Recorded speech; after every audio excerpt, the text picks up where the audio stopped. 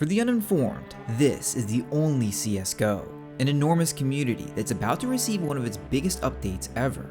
But in its shadow is a whole other game that few CS players really understand. These speedrunning empires were hidden within the game's community tab, and despite having thousands of maps and millions of players over the past 2 decades, there's still some games that you've likely never seen before that appear to push the limits of the source engine. These are the speedrunning communities of Counter-Strike, and we have to start in Quake. The first game on record to feature bunny hopping, a mechanic where players could maintain their velocity by jumping when they hit the ground, and gain even more speed by turning in the air. While this would eventually become Bhop, one of the largest CS speedrunning communities with essentially the same rules, that's not why we're here. In 2012, a scantily watched video was released called Slide Challenge 2004. In it, a player named Kovac, yes, the same Kovac that made the famous aim trainer, is described as finding the fastest way to accelerate in Quake history. And you might be able to tell, this was the first ever instance of Surf in gaming. Players could hold themselves against huge ramps, moving without friction and gaining massive speed from gravity. But Kovac clarified in a Reddit post, he didn't invent Surf, but moved maps from a different mode called Slide Mod, discovering that the mechanic worked on normal settings.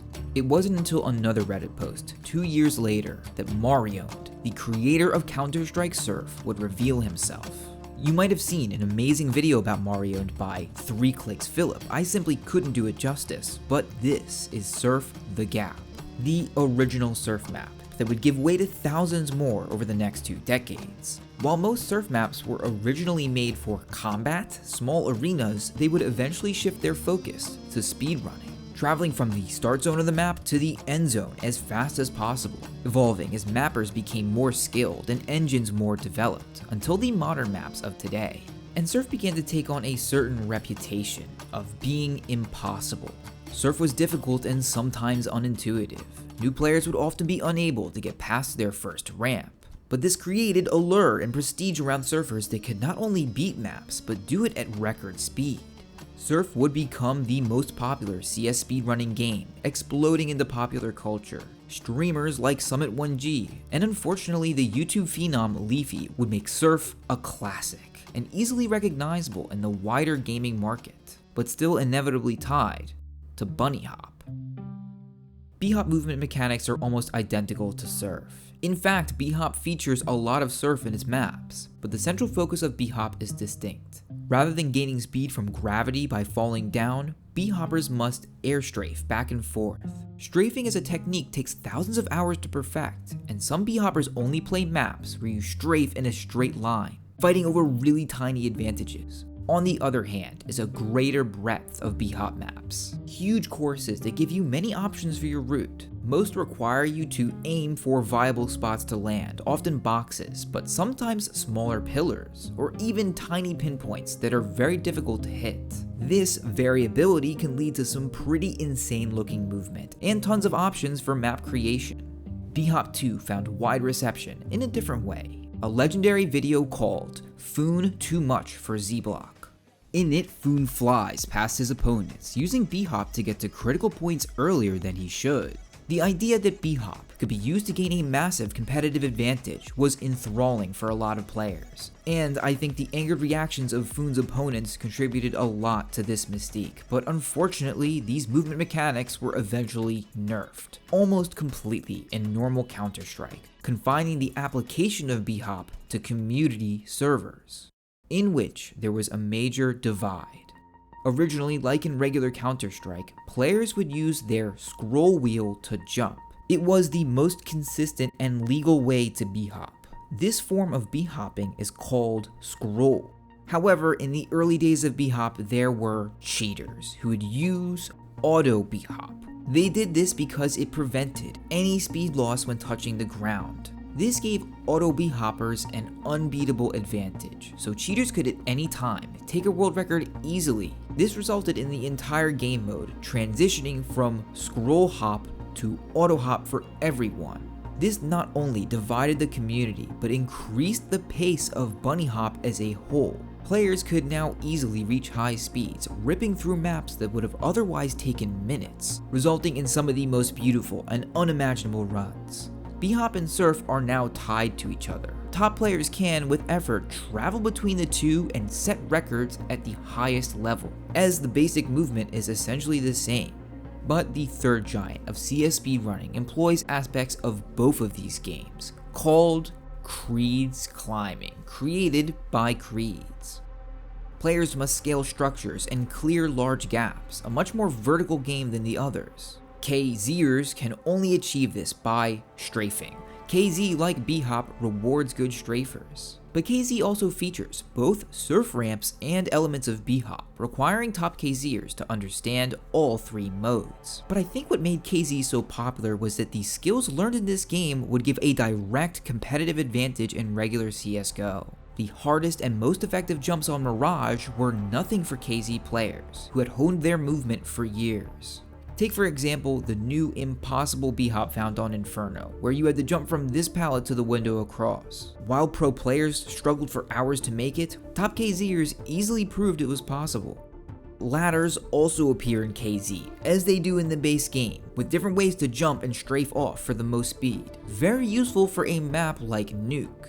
However, the KZ community is divided, much like Bhop, with different versions of the game with their own settings. Between these three, only one perfectly resembles CSGO settings, VNL or Vanilla KZ, with the other two providing quality of life improvements and other changes for speedrunners. Most maps simply aren't made for vanilla settings. And like the other speedrunning communities, KZ has a massive competitive leaderboard and server system, with world records that make the Inferno jump look easy. These three games within a game, despite their dominance, are only the tip of the iceberg. The next few games are the underground of CS speedrunning, a couple of which I believe have never been covered on YouTube. Starting with Deathrun. In the earliest days of Counter-Strike, Deathrun was immensely popular. As you attempted to run through the map, your opponents could activate traps, suddenly killing you. This led to a really scary and interesting game, baiting out trap uses or avoiding them entirely. But that's not all these maps were used for, as apparently they were also used for solo speedrunning.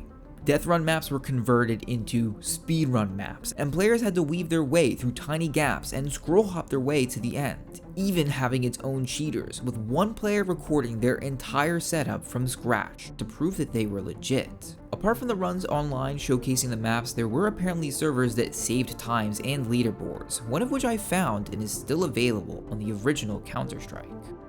And surprisingly, yet another community game was secretly converted into speedrunnable maps, the minigames mode. On MG servers, players could essentially be subjected to anything the mapper desired: falling floors, other players, and one subset of these MG maps were called course maps, where everyone raced to the end while avoiding moving objects or other obstacles. And as advertised, these maps were added to timed servers so that they too could be optimized. But what separated MG course maps from Bhop, for example, was the increased variety of obstacles, especially movement of objects within the map. This was never really seen in Bhop, as it added way too much randomness, but in the very small world of minigame speedrunning, anything goes. Much more vanilla, but developed and deep, is Trix Surf. Trix Surf is much like regular surf in its mechanics. Ride along ramps and gain speed from gravity. But as opposed to linear maps, you traverse in a closed arena. Maps that originally would have been used for combat, and to complete your goal, you must perform a trick. Trix Surf is made up of thousands of routes, unique ways to get across the map. Players are evaluated on the time of the tricks, the amount of speed they can generate, and of course, how difficult and lengthy of a trick they can do. Trix Surf is like the Tony Hawk's Underground of CS speedrunning, flair and creativity more rewarding than simply following the world record route. Yet Trix Surf had an unfortunate downfall. The main Trix Surf servers, run by a player named Z, were suddenly shut down. The website that could normally be used to access the game was now a diatribe against the game itself. Z claimed that Surf was an addictive and destructive force that had to be ended. But fortunately, for those who want to play now, the new Trick.surf website and servers were recently released for the public to use. There's another very similar speedrunning community I have to mention, called Trick Jump. If you've ever seen the game mode called Hide and Seek, where you chase down your opponents using many of the movement techniques we've discussed, then Trick Jump will seem familiar. Much like Trick Surf, you must complete lines, but the ramps are so much smaller, gaps tighter, and with a pace rivaling the hardest surf maps. Despite how small some of these communities may be, they never fail to impress even the most casual observer.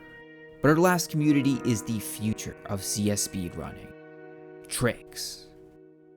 Trix is by far the most complex and underrated game mode, featuring elements of Surf, Bhop, and KZ. And this one critical mechanic, flashing. In Trix, one player throws flashbangs at the other player's feet, sending them upwards and forwards. Repeating this without fail results in a tremendous amount of speed, often leading the flyer into a difficult Surf and Bhop section. Then, after exiting their solo, the flyer sometimes goes back to their flasher at blazing speed, and with a perfectly timed flash, shooting towards the end zone. Trix maps emphasize not only cooperation, but trust that the other player will do their part. Take this insane end to a map by the player Username. After several minutes of intense play, Username had to hit 4 high-speed flashes in a row, aiming them perfectly at his partner's feet, without which the run cannot be completed. I will say this game mode was covered for the first time recently by Dima Wallhacks, but other than this, Trix has received a little of the attention it deserves. There was one more game mode sent to me, rocket jumping in CSGO, but unfortunately, despite how cool it looks, there are no remaining servers for the game. To play it, you would have to run your own server with the proper plugins. This is the unfortunate case for many CSGO communities, dying to the natural course of the market. And in an age where our game, CSGO, is about to be made obsolete, all of these communities are under threat. Many like Surf survive on older games, like the most competitive server, KSF, which is about to hold their biggest tournament ever. If you want to catch it live, click the link below on the 12th and 13th of August. My entire channel is devoted to these communities, so now that you've watched this, you'll be able to understand my best video on cheating in Bhop. Thank you so much for watching, and good luck sliding those triangles.